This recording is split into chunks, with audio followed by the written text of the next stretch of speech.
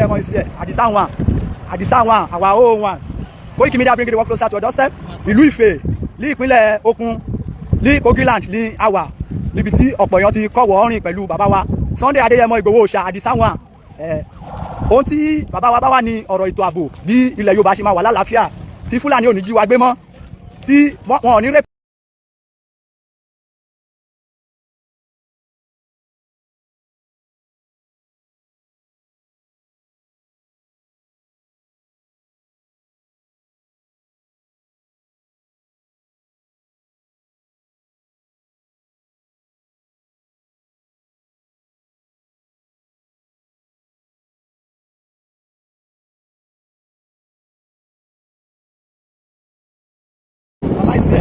Adeyemo is here. Adisa one, our own one.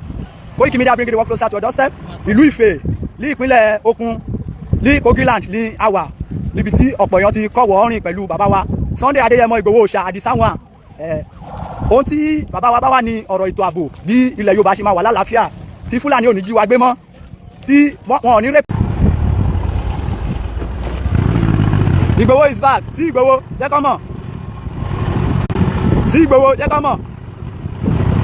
Koiki Media bring the work closer to your doorstep. Koiki Media bring the work closer to your doorstep.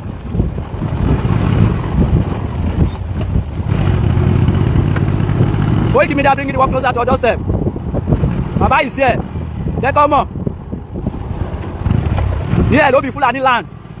Okun, Ìyàmóye, Ekirin-Adé, Ifẹ̀, Ìrara, Ìkàbà. It's not belong to Fulani. Yes. Ilẹ̀ wa níbí, Koiki Media bring the work closer to your doorstep. Àwa la nílẹ̀ wa. Àdìsá káàbọ̀. Owó bàbá Dàmí o káàbọ̀. Igboho Òòṣà. Máa báṣẹ́ rẹ̀ lọ, Àdìsá o káàbọ̀. Àdìsá o káàbọ̀. Ọmọ Adeyemo káàbọ̀. Máa báṣẹ́ rẹ̀ lọ, Àdìsá o káàbọ̀. Káàbọ̀ sílùú Ògùn ní ìpínlẹ̀ Kogi. Owó bàbá Dàmí, Àdìsá one, máa báṣẹ́ lọ. Máa báṣẹ́ lọ. Koiki Media bring the work closer to your doorstep.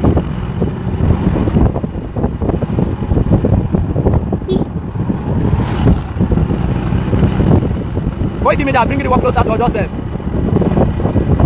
Àti ń súnmọ́ ìlú Ekirin-Adé nsìn. Ekirin-Adé, we are moving to Ekirin-Adé right now.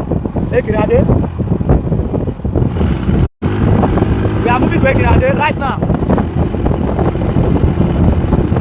Koiki Media bring the work closer to your doorstep. We are moving to Ekirin-Adé right now. Koiki Media bring the work closer to your doorstep. Please share the program. Igboho is here. Igboho is here. He's here in Kogi State, Ogun land. Fulani bandit, kẹ́rù rẹ̀ kó máa lọ. Fulani bandit, kẹ́rù rẹ̀ kó máa lọ. Àfẹ́ yín mọ́ Fulani bandit, kẹ́rù rẹ̀ kó máa lọ. Fulani bandit, kẹ́rù rẹ̀ kó máa lọ. Kó tó pẹ́ jù, ẹ kẹ́rù yín. Koiki Media bring the work closer to your doorstep. Fulani bandit, kẹ́rù rẹ̀ kó máa lọ.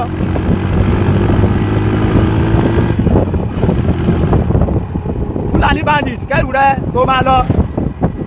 Fulani bandit, kẹ́rù rẹ̀ kó máa lọ. Àdìsá dé, ọmọ Adeyemo káàbọ̀. Ẹ kú àlejò. Nílùú Ògùn, ìpínlẹ̀ Kogi, ẹ kú àlejò. Fulani bandit, kẹ́rù rẹ̀ kó máa lọ.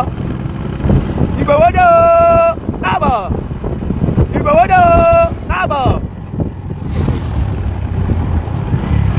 Igboho dé o, káàbọ̀. Ọmọ odù tó bí wà, Àdìsá káàbọ̀. Àdìsá o káàbọ̀. Àdìsá o káàbọ̀. Ọmọ ládé káàbọ̀. Àdìsá o káàbọ̀. Igboho Òòṣà. Igboho is here. Fulani bandit, kẹ́rù rẹ̀ kó máa lọ. Fulani bandit, kẹ́rù rẹ̀ kó máa lọ. Igboho dé. Ẹ jápa. Fulani bandit, kẹ́rù rẹ̀ kó máa lọ. Kó tó pẹ́ jù, ẹ kẹ́rù yín ẹ máa lọ. Igboho is here. Open land belong to Yoruba, not Fulani Igbo. No. Koiki Media bring the work closer to your doorstep. Igboho is back. okun land gbọ́dọ̀ free àwa la nílẹ̀ Igboho iṣẹ́ Igboho iṣẹ́ àti wọ Ìkìrìn Adé ẹ bá wa share ẹ bá wa share ẹ bá wa share ẹ máa share ẹ máa share. Ibi ni wọ́n ń pè ní Ìkìrìn Adé àti wọ Ìkìrìn Adé Fúlàní bandit kẹ́rù rẹ kó máa lọ.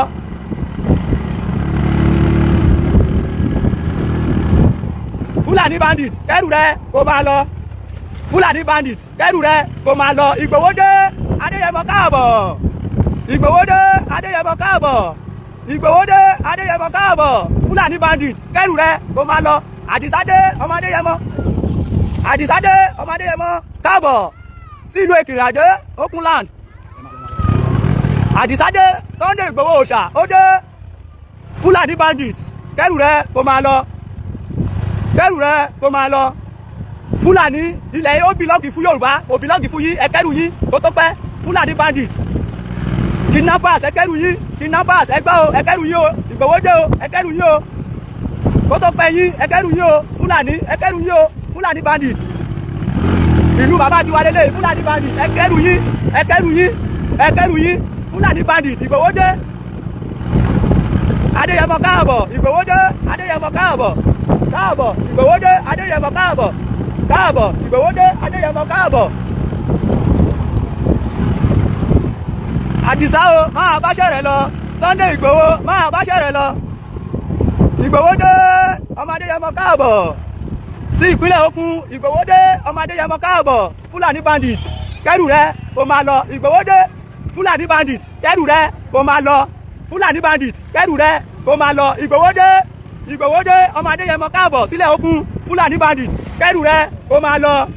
Fúlàní bandit ẹ kẹ́rù yín ẹ máa lọ àfẹ́ yín mọ́ apààyàn Fúlàní ẹ kẹ́rù yín pack your load pack your load pack your load. Eléyìí tẹ pa wá tó eléyìí tí ẹ pa wá tó Ìgbòho ni ó ti tó gẹ́ ẹ gbọ́dọ̀ pa ọmọ Yorùbá mọ́ ẹ gbọ́dọ̀ pa ọmọ Yorùbá mọ́. Ìgbòho dé o Ìgbòho ń ké tọ́tọ́ o Fúlàní bandit kẹ́rù yín o ẹ kẹ́rù yín ọmọ Adéyẹmọ dé o ọmọ Adéyẹmọ dé Àdìsá wọn dé káàbọ̀ káàbọ̀ Àdìsá wọn káàbọ̀ Ìgbòho òòṣà káàbọ̀ sílùú Ògùn káàbọ̀ Ìgbòho òòṣà káàbọ̀. Fúlàní bandit kẹ́rù rẹ kó máa lọ nílẹ̀ Ògùn. Fúlàní bandit kẹ́rù rẹ kó máa lọ kó tó pẹ́ jù. Fúlàní bandit kẹ́rù rẹ kó máa lọ. Ìgbòho dé ọmọ Adéyẹmọ káàbọ̀. Ìgbòho dé ọmọ Adéyẹmọ káàbọ̀. Fúlàní bandit kẹ́rù rẹ kó máa lọ. Ìgbòho ké tọ́tọ́ o ẹ kẹ́rù yín.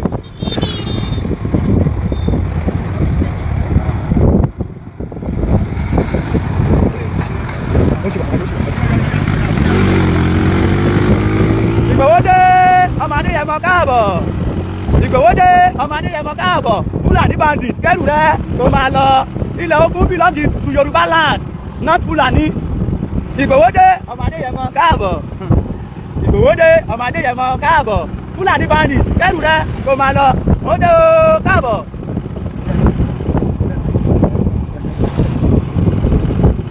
Fúlàní bandit kẹ́rù rẹ kó máa lọ. Fúlàní bandit kẹ́rù rẹ kó máa lọ. Koiki Media bringing the work closer to your doorstep. Bẹ́ẹ̀ni bàbá ní ẹ̀yin bandit Ìgbòho òòṣà ní bandit ẹ kẹ́rù yín àti dé sílùú Ògùn. Ìlú Ògùn ó belong fún ọmọ Yorùbá not Fúlàní. Ogun ìjínigbé tó gẹ́ nípínlẹ̀ Ògùn. Ìgbòho dé ọmọ Adéyẹmọ káàbọ̀. Ogun ìjínigbé tó gẹ́ nípínlẹ̀ Ògùn. Ó tó gẹ́ o alùbàtà kan kì í dání alùbàtà kan kì í dání.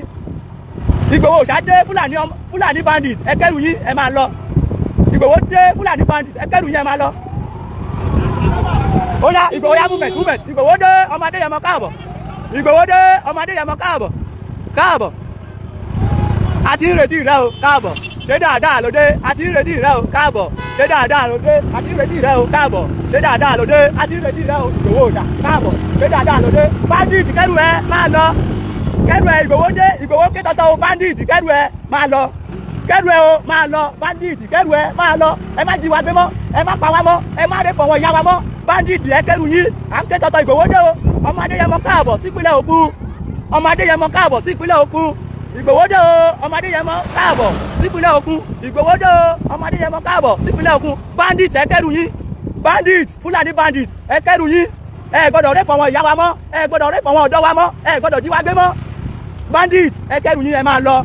Ẹ̀yin àdàlúrú bandit ẹ kẹ́rù yín adé o bandit ẹ kẹ́rù yín o Ìgbòho ní ká máa ké tọ́tọ́ Ìgbòho dé o àwọlé o Ìgbòho dé o Ìgbòho dé ọmọ Adéyẹmọ káàbọ̀ àti ìrètí rẹ o káàbọ̀ Ìgbòho ṣá ṣé dáadáa ló dé àti ìrètí rẹ o káàbọ̀ Ìgbòho ṣá ṣé dáadáa ló dé Ìgbòho ṣá ní bandit ẹ kẹ́rù yín o ẹ máa lọ bandit ẹ kẹ́rù yín ẹ máa lọ ẹ lè jí wa gbé mọ́ enough is enough alùbàtà kọ̀ kí dání Ìgbòho dé ọmọ Adéyẹmọ káàbọ̀ alùbàtà kọ̀ kí dání Ìgbòho dé Ìgbòho ṣá Ìgbòho ṣá káàbọ̀ ṣé dáadáa ló dé àti ìrètí rẹ káàbọ̀ ṣé dáadáa ló dé Ìgbòho ṣá ó dé o bandit ẹ kẹ́rù yín ẹ máa lọ bandit ẹ kẹ́rù yín ẹ máa lọ Ìgbòho ṣá dé ọmọ Adéyẹmọ káàbọ̀ káàbọ̀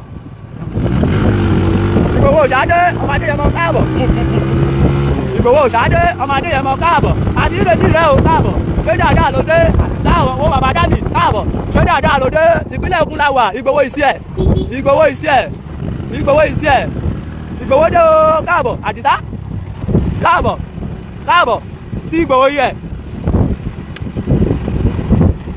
sí Ìgbòho yẹ ẹ máa bá wa pín lógúnlógún ẹ máa bá wa pín lọ́gbọ̀nlọ́gbọ̀n Koiki Media bring the work closer to your doorstep.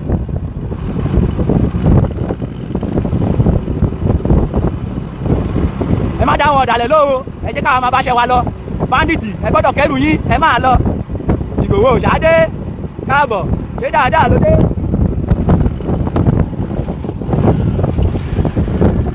Ìgbòho ṣá dé káàbọ̀ ṣé dáadáa ló dé àti ìrètí rẹ o káàbọ̀ ṣé dáadáa ló dé Ìgbòho ṣá owó bàbá jáde káàbọ̀ ṣé dáadáa ló dé àti ìrètí rẹ o káàbọ̀ ṣé dáadáa ló dé Ìgbòho ìṣẹ̀ sí Ìgbòho tí owó bàbá jáde Koiki Media bring the work closer to your doorstep. Ìgbòho dé bàbá dé sí Ìgbòho yẹ Ìgbòho ìṣẹ̀ bàbá ìṣẹ̀ sí àdìsá wọn àdìsá ìṣẹ̀.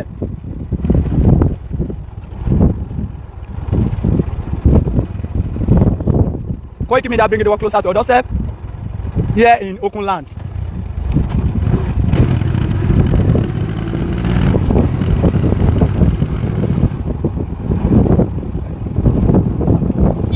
Koiki Media bring the work closer to your doorstep. Okunland gbọ́dọ̀ gba òmìnira lọ́wọ́ Fúlàní bandits ẹ yé jí wa gbé mọ́ Fúlàní bandits ẹ yé jí wa gbé enough is enough alùbàtà kan kì í dání enough is enough alùbàtà kan kì í dání Ìgbòho dé Fúlàní ẹ kẹ́rù yín Fúlàní ẹ kẹ́rù yín ọmọ Adéyẹmọ dé o àdìsá dé owó abadami àti ìrètí rẹ o káàbọ̀ ṣé dáadáa ló dé Ìgbòho ṣá dé o owó abadami àti ìrètí rẹ o káàbọ̀ ṣé dáadáa ló dé.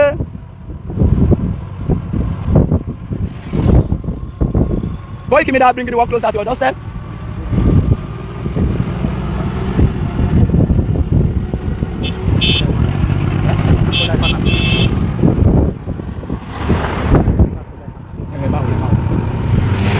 Koiki Media bring the work closer to your doorstep.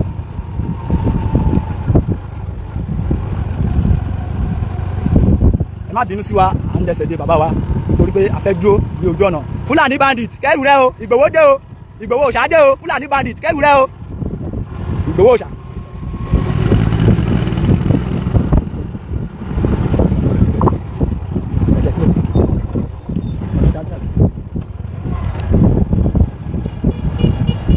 Ìgbòho ṣá dé káàbọ̀ ṣé dáadáa. ibẹ̀ ló kàn. Koiki Media bring the work closer to your doorstep. Adéyẹmọ Ìgbòho ṣá dé o.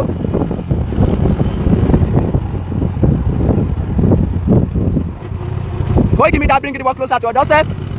Báàmí olóyè Sunday Adéyẹmọ Ìgbòho ṣá àwọn ni ẹ ti ń wò tí a ti fẹ́ wọlé sí ìlú Ifẹ̀ ní Okunland Kogi àwọn ni ẹ ti ń wò tí àwọn ọlọ́dẹ ti ń pàdé wa lógúnlógún lọ́gbọ̀nlọ́gbọ̀n bàbá wa Adéyẹmọ Ìgbòho ṣá wọ́n ní ká sọ fún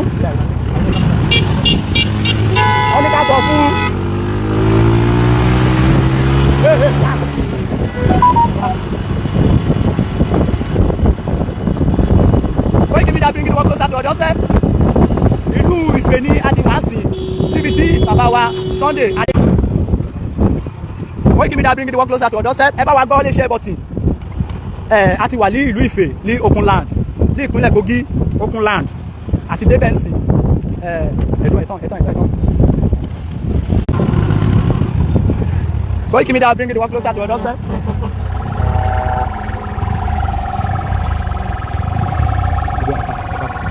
Koiki Media, okay, move. Koiki Media bring the work closer to your doorstep. Bàbá wa Sunday Adéyẹmọ Igboho Òòṣà àwọn lẹ́ ń wò tí wọ́n ti wọlé sí ìlú Òkun ní ìlú ibi tí àwọn àti wọ́n pè ní Ife. Àdìsá owó bàbá Dami káàbọ̀ ṣé dáadáa lóde àti ìrètí rẹ o káàbọ̀ ṣé dáadáa lóde Àdìsá owó bàbá Dami káàbọ̀ ṣé dáadáa lóde àti ìrètí rẹ o. Koiki Media bring the work closer to your doorstep. Bàbá ni ẹ ti ń wò tí wọ́n ti dúró ní ìlú Ife ní Okunland ní ìpínlẹ̀ Kogi tí wọ́n ti fẹ́ kí àwọn ládéládé lóyè Koiki Media bring the work closer to your doorstep. Bàbá ìsì ẹ̀ ọmọ Adéyẹmọ ìsì ẹ̀ Àdìsá wọn àwa ó wọn Koiki Media bring the work closer to your doorstep. Ìlú Ife ní ìpínlẹ̀ Okun ní Kogiland ní àwà níbi tí ọ̀pọ̀ èèyàn ti kọ́wọ́ rìn pẹ̀lú bàbá wa Sunday Adéyẹmọ Igboho Òòṣà Àdìsá wọn. Ohun tí bàbá wa bá wà ní ọ̀rọ̀ ètò ààbò bí ilẹ̀ Yorùbá ṣe máa wà lálàáfíà tí Fúlàní ò ní jí wa gbé mọ́ tí wọn ò ní rẹ̀. tẹ́lẹ̀ bàbá ó ti wá síbí láti wá sí àbẹ̀wò ní tó túmọ̀ sí pé àwọn ọmọ wọn ní àwọn ń rí bàbá ní fún ìgbà àkọ́kọ́. Koiki Media bring the work closer to your doorstep. Ní ní ọjọ́ karùn-ún-dín-ní-ogún oṣù kẹrin ọdún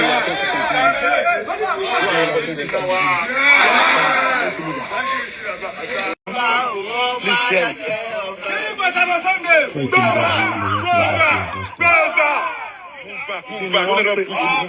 Ibi ni wọ́n pè ní Ìjùmú ní ìpínlẹ̀ Kogi.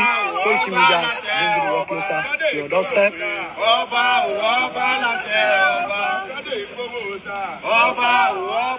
Koiki Media bring the work closer to your doorstep. Koiki Media bring the work closer to your doorstep.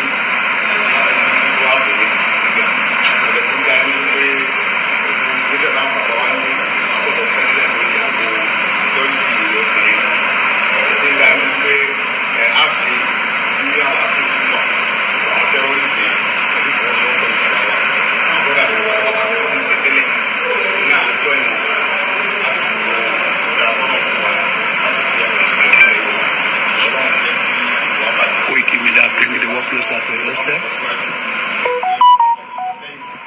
Bàbá wa Adéyẹmọ Igboho Òòṣà wọ́n ti ń bá àwọn ọba sọ nípa ọ̀rọ̀ security.